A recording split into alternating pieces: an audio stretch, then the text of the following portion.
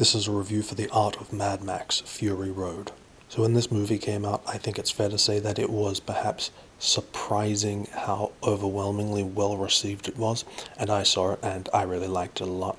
However, I wouldn't say I was sort of like a giant fan in the way that a lot of people really seem to be.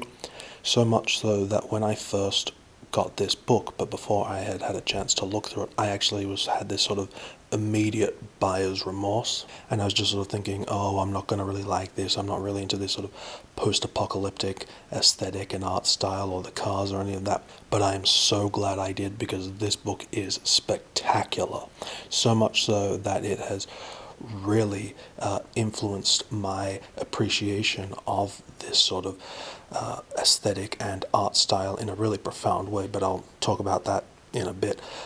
Let's just talk about the actual book itself.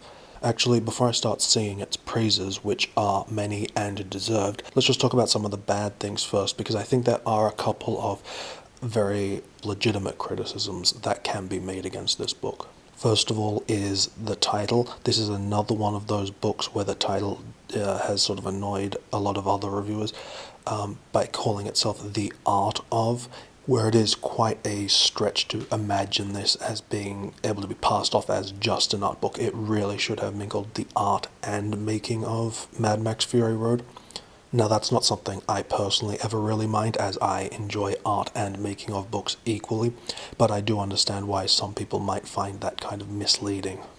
And on that same note, this book also suffers from what most books that try to be an art and making of books suffer from. That is, there's not enough art in here to make it feel like it's a satisfying art book, but there's not enough making of in here to make it feel like a satisfying making of book, so occasionally you do feel a little bit shortchanged, or at least always wanting more. And I know I found it a little bit disappointing when I was looking around online at stuff, at some of the concept art that had been posted elsewhere that wasn't included in this book. There's actually quite a lot, and so to not have a lot of that concept art included at the expense of, say, the occasions when they will do a full page of stills from the film, that does kind of feel a bit disappointing. And then on the making of front, the text in here is really excellent. There's not a lot, as you'll see as we're going through, but what is there is really great. But again, it will just leave you wanting more, and I do actually think there is plenty of opportunity in this book where they could have included more art and more text. Additionally, the book itself could have stood to be even, just 30 pages longer. Really would have made a difference. It is just a little bit slender for a book that is trying to be an art and making of book. So those are my only real complaints, and even though they are, I guess, kind of significant, let's actually get into the good stuff, because there is a ton of great stuff in here. First of all, I just want to touch on the actual sort of physical dimensions of the book. This format is really great. It's got the same sort of width as a regular art book, but it's also a bit taller, which means that where the pages of a normal sort of landscape-oriented art book kind of have a widescreen feel, this has more of a 70mm IMAX sort of feel, which is actually a size and format that you don't actually see a lot of in printing. But after looking at this book and another book I was looking at recently, I am really convinced that this is the best way to go. And I know it's probably boring, someone talking about the sizes of a page, but I do really think that's one of the most important things when you're creating a physical book, is how much space you have on a page to be able to include various things, the quality, the detail you can show in a picture that's printed full page. And seeing how effectively it's been used in this book really makes me think this is a great way to go. And one other reason is that it when you've got this extra height, it creates less stress on the binding, so it'll be more durable in years to come and the pages won't sag. The book also uses this really large format to sometimes only reproduce 1 to maybe 3 images per page.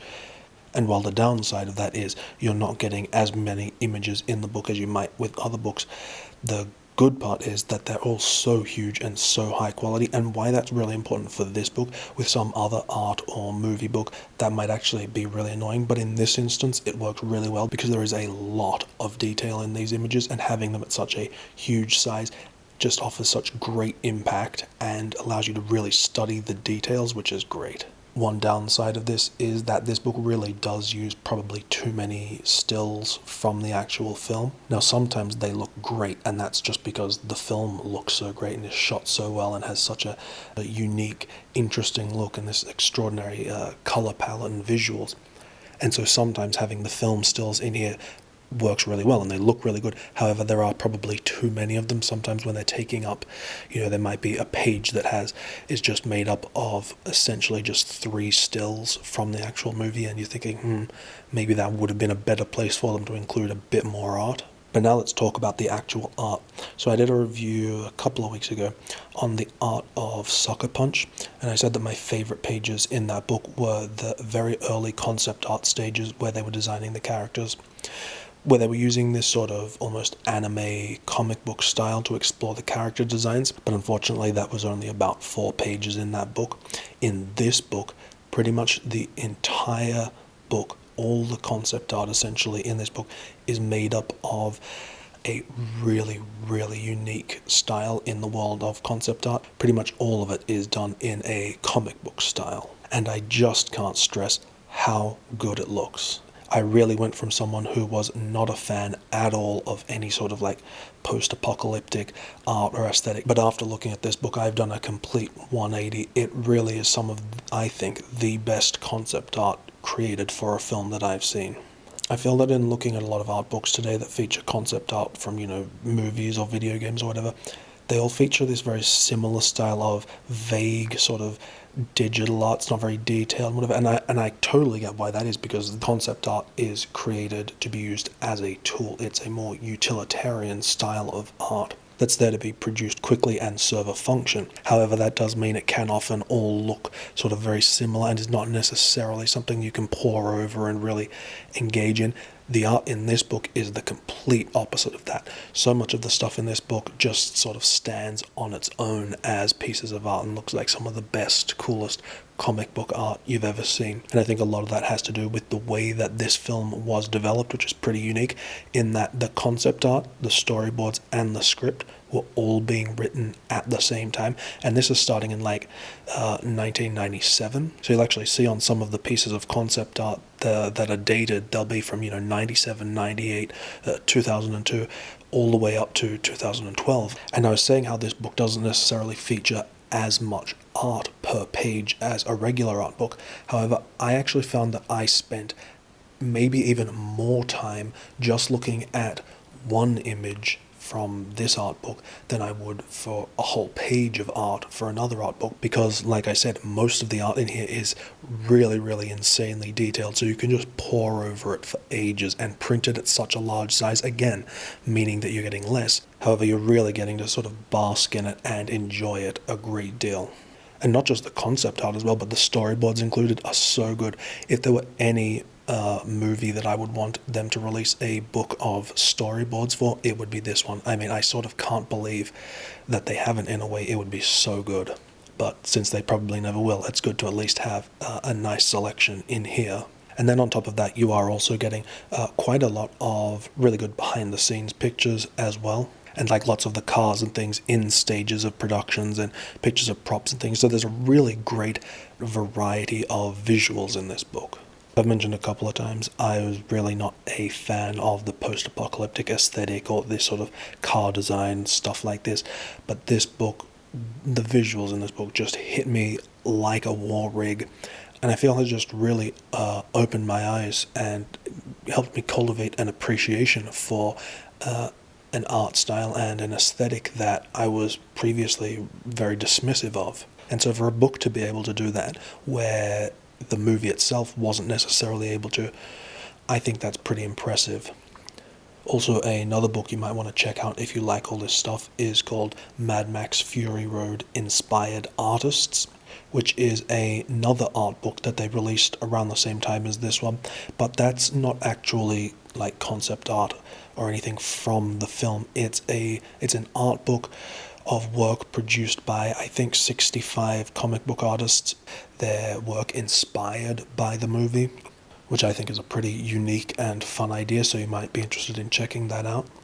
But otherwise, this is a really, really fantastic book. I'm always worried about sort of overselling things, so definitely keep in mind the sort of criticisms I mentioned at the start. But if that doesn't really bother you and you like what you're seeing here, then this book is highly, highly recommended.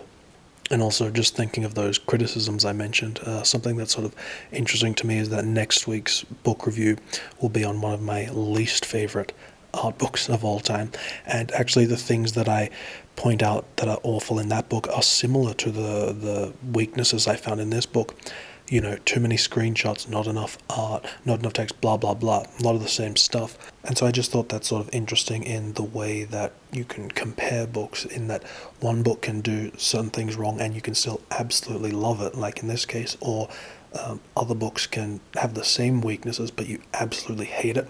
And I think the difference is that this book actually makes efforts to mitigate a lot of its weaknesses. That idea that if you can't overwhelm with quantity, then you have to make up for that with quality, which is absolutely what this book does.